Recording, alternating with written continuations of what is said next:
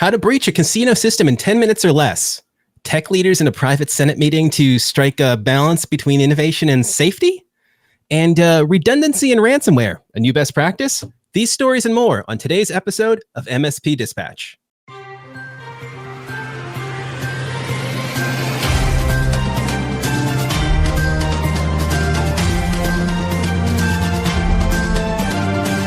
This episode is presented by OIT VoIP. Enhance your client's communication abilities with our VoIP solution, featuring integrated billing, on-demand training, and live US support. Collaborate seamlessly with Microsoft Teams integration and put your entire phone system in your pocket with Mobile X. Improve your offerings and increase profitability with reliable service for 1/10 of the average MSP acquisition cost. To learn more, visit oit.co or dial 844-CALL-OIT. Hey, good morning and welcome to the September 15th episode of MSP Dispatch. Can't believe we're already half of the way through the month. We're your source for news, community events, and commentary in the MSG channel. My name's Matt Fox. Today, it's usually Ray, but I'm Matt today. And I'm here with my co-host, Tony Francisco. Mr. Tony Francisco, how are you doing today? I am excellent. We are approaching very quickly, tick, tick, tick. You can hear the clock ticking. 150 episodes for the MSP Dispatch. This is amazing. Fascinating. How much information have we spread throughout our community? How much have anxiety have we triggered and the neuroticisms in our cohorts and counterparts with security, ransomware, and we'll call it education. How much have we spread? I think it's incredible. If I had a nickel for every time you and Ray said MFA, I wouldn't have to work. Oh, MFA. You know what? It's funny. So speaking of, we've got the little YubiKey over here. I just got the 5C.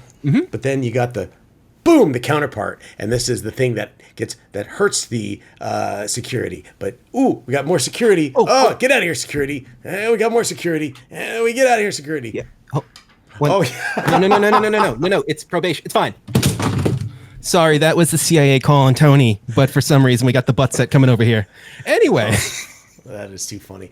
Okay, what are we talking about today? What's going on? Well, first of all, today was the reveal of the new iPhone 15.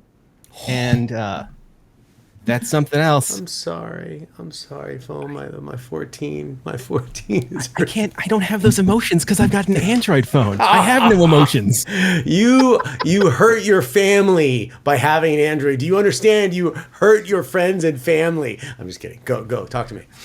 Yeah, well, they've got this brand new phone that came out, all these gorgeous features, and I think the big one is that now there's a USB-C connector on it. So, you guys have kind of caught up with me. I knew you were going to say that. The specification for USB-C was released sometime in 2014. And that means we've been using it for almost a decade now in one way or another. And I found it interesting. And please, I'd love to know your opinion on this because I felt a little judgmental when I was thinking about it this morning. But the news covered USB-C as if it was something new. And it was like, well, you may have seen this on a cell phone before or on electronic, blah, blah, blah, whatever it is. But it's now coming to the iPhone. And they made it sound like this huge innovation. And I was just kind of sitting there going, that's great because my printer, my audio interface, I think the Synology over here has USB-C. One of my soldering irons has USB-C. So it's something I've become very accustomed to. And I just found it so interesting that they're presenting it in a way that people are looking at this like it's a brand new thing. Well, I mean, for the sake of time, I will say this, that Apple has done an incredibly good job at, quote, just making it work. And because that's the reality, it just works. And they just one work mouse together. button. If there's any thorn in my side, it's that right there.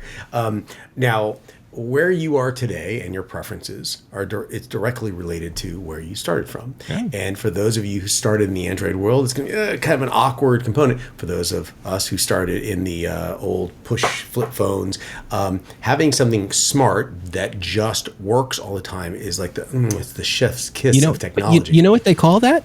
They call that the StarTAC. The StarTAC, well, yeah, the MicroTAC, the StarTAC, yeah, I've gone through V60, V66, V200, the IP550. Like, yes, trust me, I'm this guy right here. Well, Gets Twitter. Gets Twitter. Yeah, that's not a cell phone though. But the point is that they've done a really good job, and I think they kept that in such a closed ecosystem and vacuum chamber that it allowed them to continue it just works. Deviating from that to a standard that's outside of their complete control may have altered that, and possibly the USB standard was early. So let's look at USB-A and mini USB, which was, by the way, never sanctioned. I'm sorry, micro USB, which was never sanctioned ever, and that's the one that everyone went to. But everyone went to mini USB. But it was and then micro USB, everyone used that, and then they said, hey, let's get away from all of it and go to USB-C. So this maybe is the one control. It just never. It doesn't need to exist anymore. Is what we're getting at with some of the other stuff. And really quick, and I'm sorry, I didn't mean to cut you off there. I know we're running a little bit long on this, but the one thing I will like to say about Apple that's awesome, and I don't really have a problem with Apple. I just thought the USB-C thing was interesting on the news this morning. Apple Watches with I believe the Apple Series 9 watch are going to be going carbon neutral. That's cool. Pleasant. Yes. Pleasant. That's just a really nice thing to hear. And to finalize before we jump into the stories, one thing I did not like about Apple, I could counter this, is that Apple went with the USB-C, but USB-C 2.0 on all of their phones except the Pro, which was USB-C 3. I'm not joking. To USB 3. We're already at a USB-C 3.2, I think, standard, possibly a 3.3. But that to incentivize you to go upstream, I think you're hurting the community by doing that. Just walk in with USB-C 3, and for the betterment of everyone, keep all of the processing components in the control of the iPhone Pro. So, just my opinion. No one building infrastructure is ever going to build another 2-lane highway. Okay, with that, let's get into the stories. News time.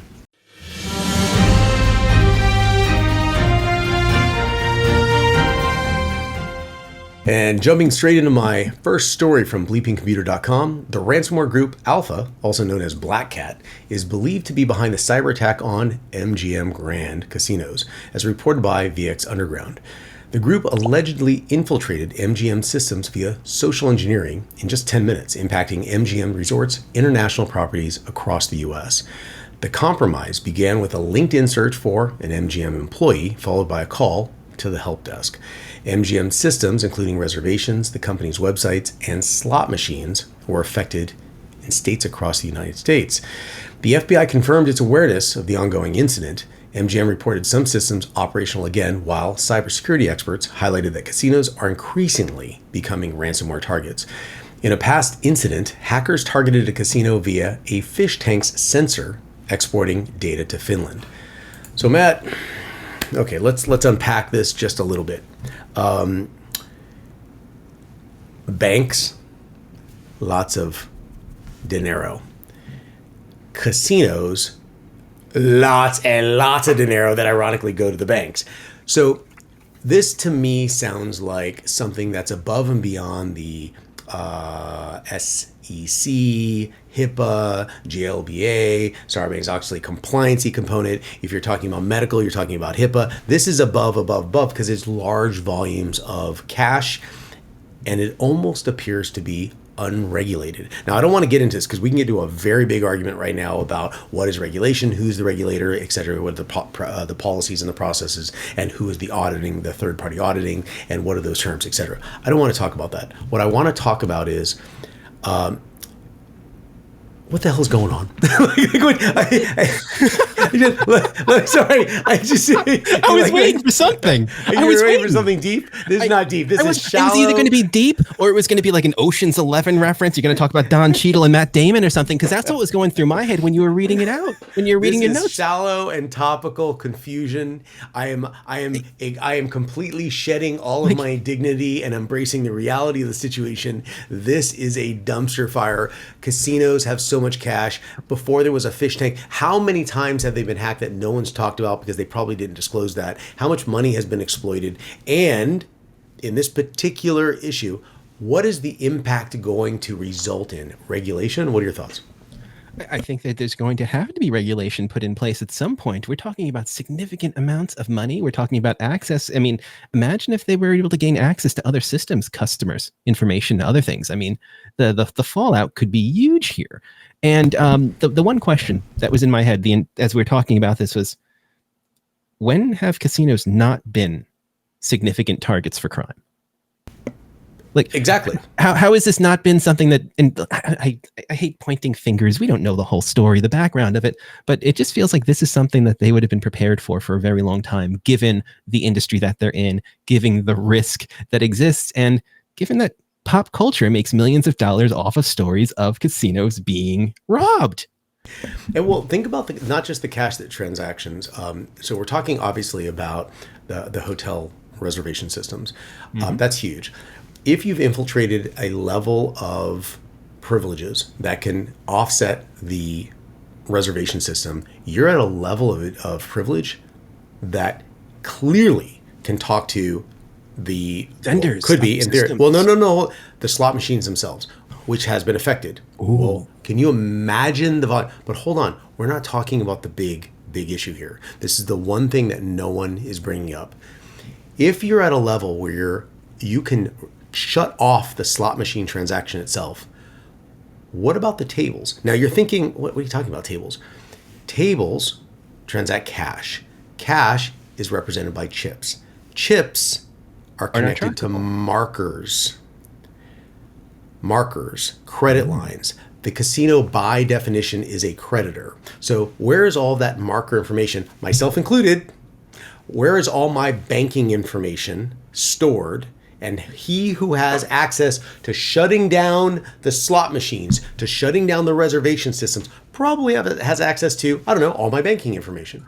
All your banking information, potentially vendors that also interact with the casino that have different systems in place, I'm sure. Well, I mean that becomes like a big supply chain kind of like spawn point. That's an impact. But if you attack a vendor, you're going to get noted. If you attack multiple individuals, takes time. I think you have less chance of being caught, for lack of a better term. Under the radar, if you will. And you have less arrow behind, or less wood behind the arrow that's being shot at you because, FBI,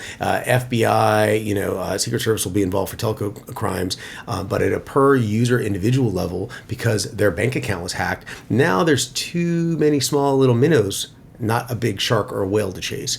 And jurisdiction-wise, that becomes very confusing.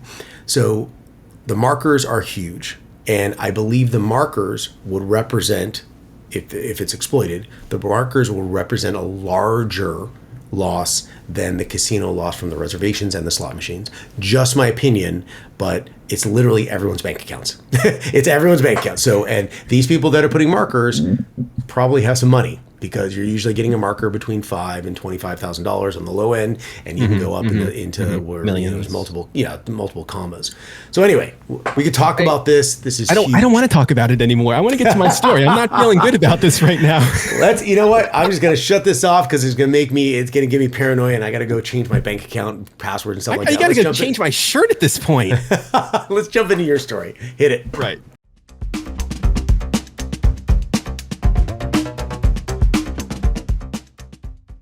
And in my first story, tech leaders want balanced AI regulation in a private Senate meeting, by Amelia David for The Verge. Tech leaders, including Meta's Mark Zuckerberg, OpenAI's Sam Altman, and Microsoft CEO Satya Nadella, convened privately for a Senate AI Insight Forum in Washington, D.C. The focus was on shaping AI regulation to strike a balance between innovation and safety. Zuckerberg emphasized Congress's role in supporting AI innovation while safeguarding against risks. Meta's open sourcing of the Llama 2 large language model to expand AI access was also highlighted. Elon Musk advocated for a federal AI oversight agency to prevent unchecked AI product development. Tech leaders generally supported regulation, with AI's Altman expressing confidence in policymakers' intentions. Schumer, that's Charles Schumer, stressed the importance of cautious rulemaking. However, concerns were raised about the close nature of the forum, with some, like Elizabeth Warren, criticizing it as a platform for tech giants to influence policies, and the call for more transparent public AI insight forums was echoed by experts. Amid the discussions, lawmakers also sought answers regarding the working conditions of human workers involved in AI model training and moderation. Wow.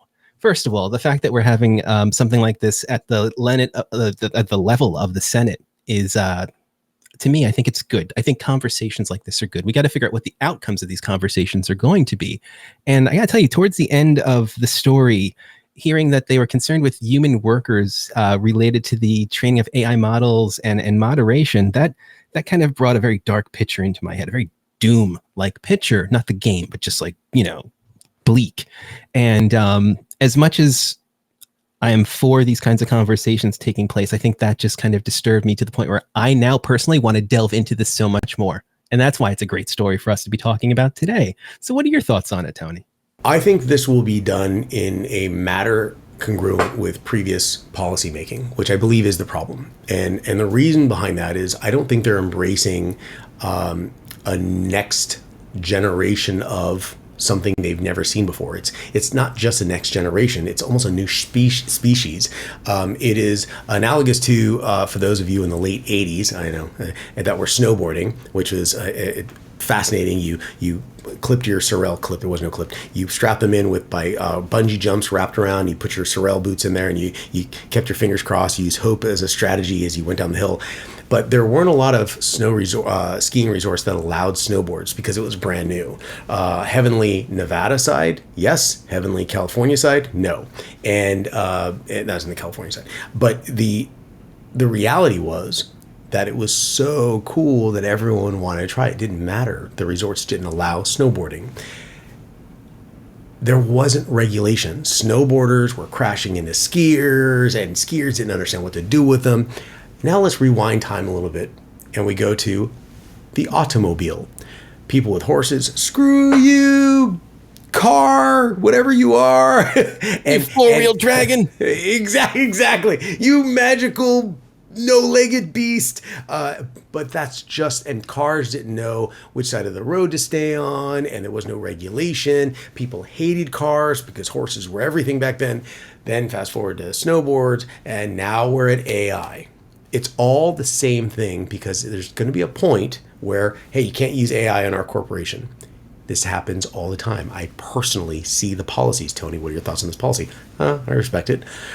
The problem that we're about to face, though, is that this is going to become one of, we'll call it three things: ambient computing, ambient paranoia, or ambient annoyance. It's going to be one of those three things based on those policies. And the problem with everything across the board is we have Congress making rules and policies that, again, are congruent and in line with previous policies made. And those processes do not apply here. We need the frontline people. We need the forward-thinking people to create a framework.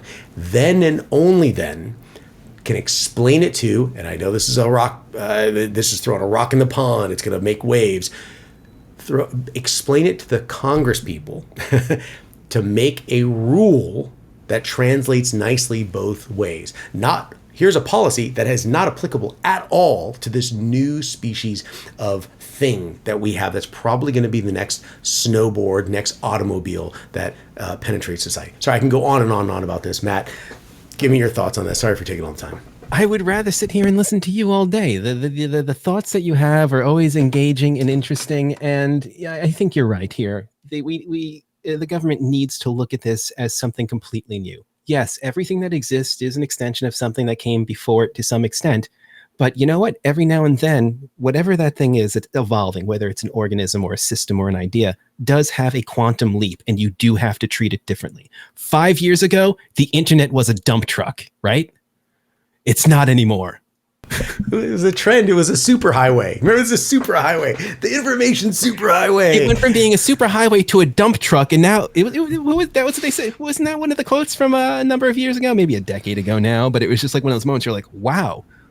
Oh gosh, when AI gets here, but we're not. And you know why? Because of MSP Dispatch and because of our Discord. Yes. Now, but if we parlay that into we pull into the Congress view of the internet, it's a bunch of tubes, and the tubes get clogged. Yes, the tubes. Yes. We're still in the Jetsons. Mm-hmm. That is a perfect example of something that is a new species. It needs to be regulated by people that describe the internet as tubes. And when you look at that example, you kind of go, oh, Makes sense. Now I understand. We need to take the next level of policy making that is not congruent, not similar to, not in line with the previous way of making policies. We need to look at this as something completely new. And I believe that's the only way we're actually going to pull through this. New problems require new solutions. Done. Let's jump into the next story.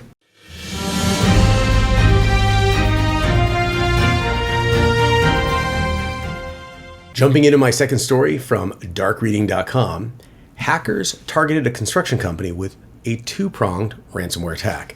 After failing to deploy the well-known LockBit ransomware due to cybersecurity measures, they introduced a new ransomware tool named 3AM. This malware, which has a nighttime theme, appends files with .3am time extensions and drops a whimsical ransom note alluding to the early hour. The ransomware is a 64-bit executable written in Rust, targeting security and backup software, encrypting files, and deleting backup copies. Symantec's report indicated that in its first appearance, 3M was only successful on one of three machines due to its unfamiliarity, while LockBit was blocked entirely. Dick O'Brien from Symantec stressed the importance of multi-layered defenses, stating that focusing solely on blocking payloads is insufficient. Halting attacks early is crucial. So, Matt, I know we've never, ever, ever talked about this before, but security is kind of important. What are your thoughts? What was that word? Security. We should talk about it more often. I think so. If we talked about it more often, I'd remember what the word was and what it meant. But this is a little bit of a personal story, but I think it helps with what's going on here. There's a line in here where when the attack takes place, the whimsical note is something like 3 a.m. It's the enchanting hour or something along those lines. And I've always felt that way very strongly. I don't know about you, but take me back to being 16 or 17 years old in the summertime doing software development with friends. There's a case of like Mountain Dew or something on the table and everyone's working. And 3 a.m. was kind of that magic hour. And this is just driving me nuts now because we're hearing backup systems being taken over, all these things going on at that magic hour when all the good stuff used to happen. This makes me nauseous. That's what it does. It's a nauseating thing to know about. The fact that it attacks the security system, so wrong. It's like, okay, now they're getting smart and they're taking a two-pronged approach. Hey, if this didn't work, I'm going to try that. And that's where I think AI in some capacity is going to start playing a larger role because the neurological portion of it, the not to be confused with my neurotic syndrome. So the neurological component where it thinks if this then that can start to be played out in not just a 2-prong, 3-prong, 4-prong, but an if this then that else. And that's I think going to be driven by AI. The cool part is that MSP Dispatch is a subset of a larger organization called, what's the name of that organization, Matt? Security? Our podcast. The one you run. You literally run it. MSP Media Network? Yes, the MSP. The Or MSP Media Network has another podcast that deals with AI. What's that AI? AI Roundup. Yes. And AI Roundup is a perfect example when you start looking at all the different subsets of AI and how it's used, and you start pulling together and correlating the data. This, in the MSP world, should terrify you, absolutely terrify you. What you're looking at is a single manual, two-pronged approach that became a little more automated. The moment we start throwing in AI to make it not just a 2 or 3-prong approach, to now make it an if this then that scenario deployed not just at 3 a.m., but 4 a.m., 5 a.m., 6 a.m., 7 a.m., whenever the weakest points are, and the AI will probably do the a kind of a reverse SSH or a ping test, for lack of a better term, on what is the most inactive point when it can attack. That's when everyone should be afraid. That's the one thing I think about that all the time. Now I don't want my free busy data to be exposed. You know? Oh, well, you remember, so we talked about this with, I think it was Huntress, where I said there was an Outlook attack where The sound, bell, the MP3. notification, and I said, yeah, I keep all that disabled. And they're like, You muted this? Amazing. And and I said, well, would it affect me? And it turns out, no, it would not affect me. That particular hack would not affect me because I turned off the notifications. There is every single opportunity being exploited now over and over and over. And we are seeing that. And I think it's going to soon be driven by, led by, and followed up by AI. And we have a great podcast that talks about AI Roundup. Look at it at MSP Media Network. So you know what we need to do? We got some notables that we got to get to, don't we? Beforehand, I just want to say one quick thing to you. Yeah, this is no longer a two-pronged attack. This is going to become an N+1 attack. That's what it's going to be, N+1. And conditional logic is going to turn into branching logic. That's what's going to happen. That is exactly it. Notables. Thank you for triggering my PTSD. I appreciate that. Notables. Get the notable screen up right now. Now, please.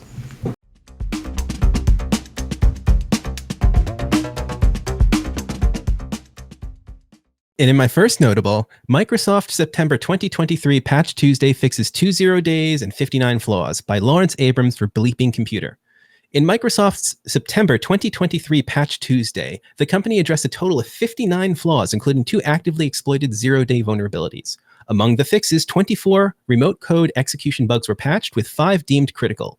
These critical flaws include remote code execution issues and an Azure Kubernetes service elevation of privilege vulnerability. Notably, the 2 actively exploited zero-day vulnerabilities were resolved. One is CVE 2023-36802, Microsoft Streaming Service Proxy Elevation of Privilege Vulnerability. This local privilege escalation vulnerability allowed attackers to gain system privileges. And 2, CVE 2023-36761, Microsoft Word Information Disclosure Vulnerability. This actively exploited flaw could be leveraged to steal NTLM hashes when opening documents, potentially leading to unauthorized access. Microsoft's September 2023 Patch Tuesday is aimed to strengthen system security and protect against actively exploited vulnerabilities. And in my next notable, Salesforce introduces new AI assistant Einstein Copilot for all its CRM apps by Carl Franzen, VentureBeat. At Dreamforce 2023, Salesforce introduced Einstein Copilot, an AI conversational assistant. This AI integrates with Salesforce's CRM and apps, providing enterprise administrators with customizable features. Einstein Copilot simplifies sales tasks through automatic updates and personalized emails, improves customer service with real-time responses, and boosts marketing with custom email content and landing page generation. Oh boy, I'm in trouble. It also aids in digital storefront setup and assists developers in converting natural language prompts into code. Furthermore, it supports industry-specific customization to meet diverse business needs while ensuring data privacy through Salesforce's Einstein Trust Layer. Notably, the successful implementation of Einstein Copilot at Heathrow Airport demonstrates its potential for widespread adoption despite being in its early stages. Jumping into my first notable mention from darkreading.com, a critical zero-day vulnerability was found in Google Chrome, prompting an urgent security update in Chrome 116 after active exploitation was noticed. The flaw, described as a heap buffer overflow in WebP, can cause applications to crash, potentially allowing arbitrary code execution.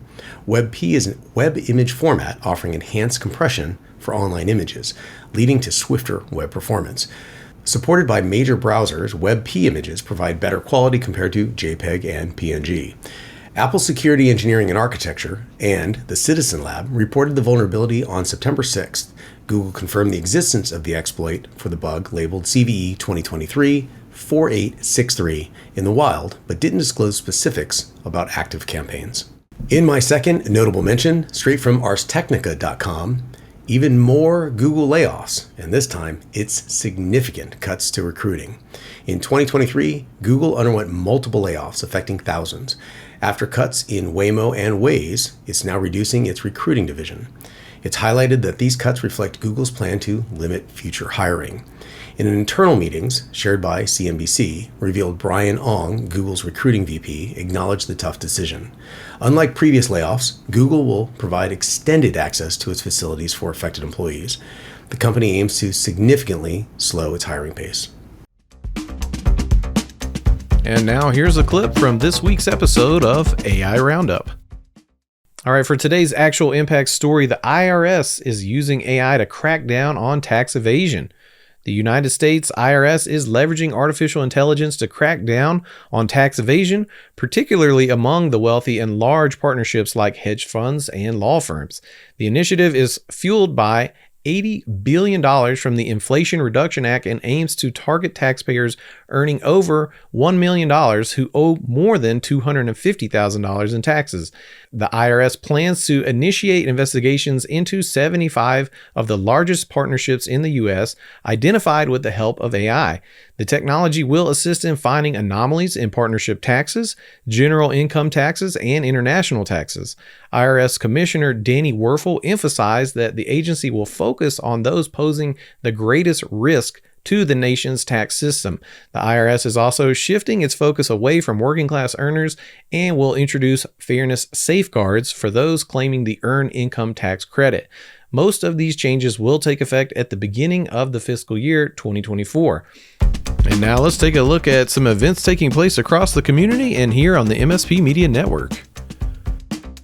We've got a whole slew of in-person events starting on Monday the 18th through the 20th. Build It Live in Orlando, Florida.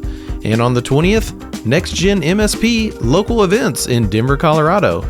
Also starting on the 20th through the 21st, ASCII MSP Success Summit in Schaumburg, Illinois. And also on the 20th through the 21st, IoT World in Austin, Texas.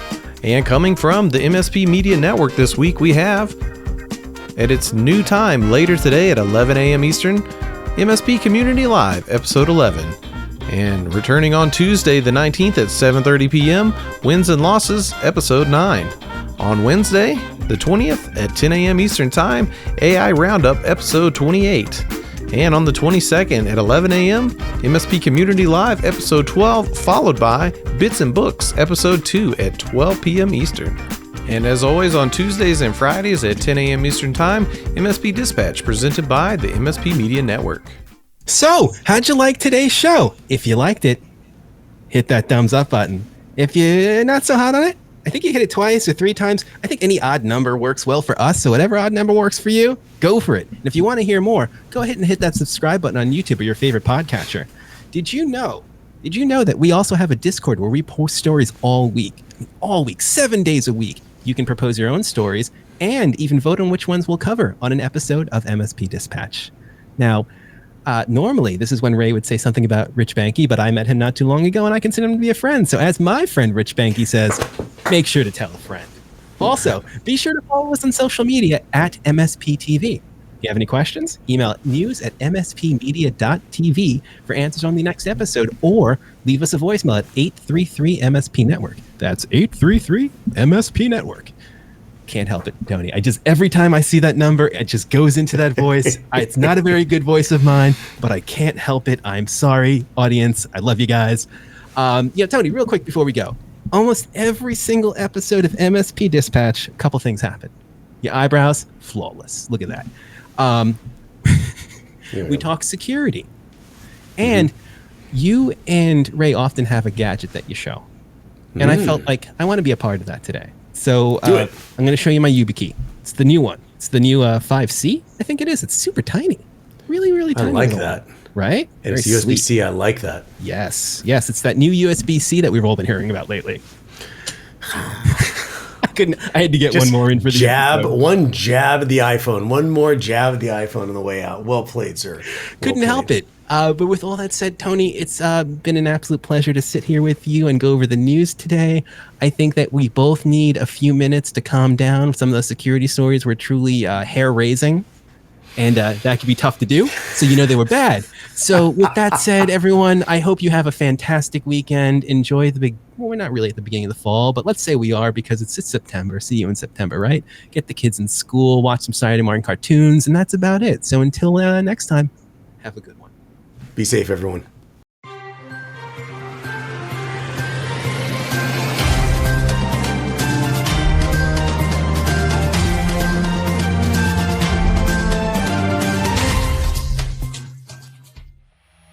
This has been a broadcast of the MSP Media Network.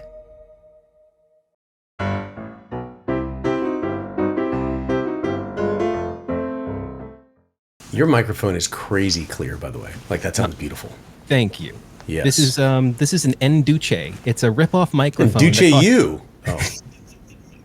Actually, I don't know. Is it the F? No, it's the F Deuce. The F Duce. F Deuce U. Yes.